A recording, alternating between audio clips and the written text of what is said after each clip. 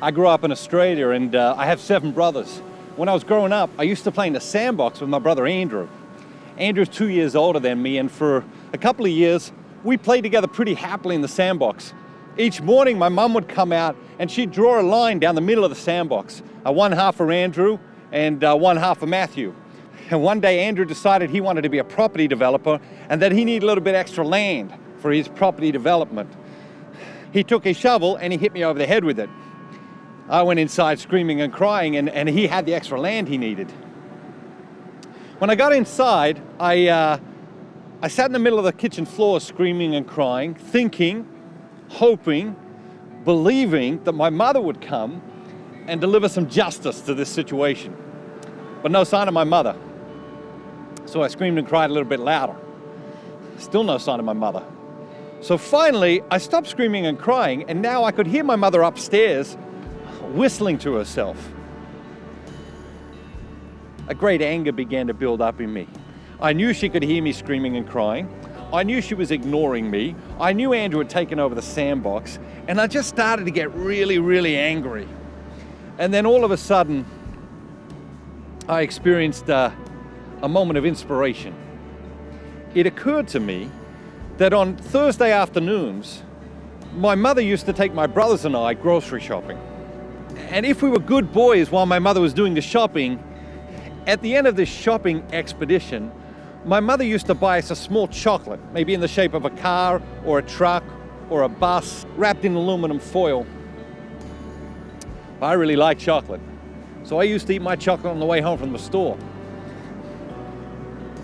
But sitting in the middle of the kitchen floor this day, it occurred to me that my brother Andrew, he likes to collect things. He always has. He likes to collect things, and he used to collect his chocolates.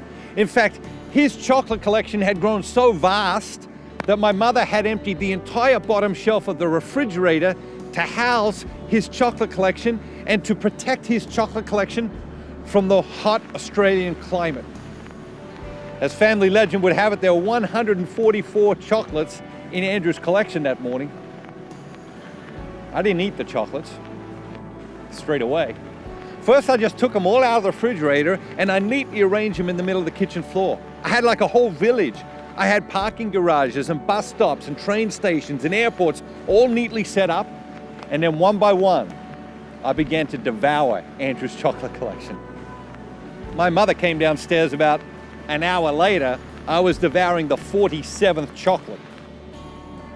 She walked into the kitchen. She looked at me. I looked at her. She screamed at the top of her voice, "What are you doing? What are you doing?" I think we all at different times in our lives need someone to walk into our lives and say, "What are you doing?"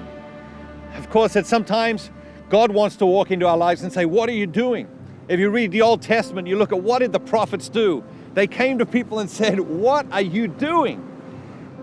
We all need a few friends in our lives, really good friends who will come to us and take us aside from time to time and say, "Hey, what are you doing?" Maybe this is a time right now in your life when you need someone to say, "Hey, what's going on? What are you doing?" Because from time to time, we all need to step back from who we are and where we are and what we're doing and take another look.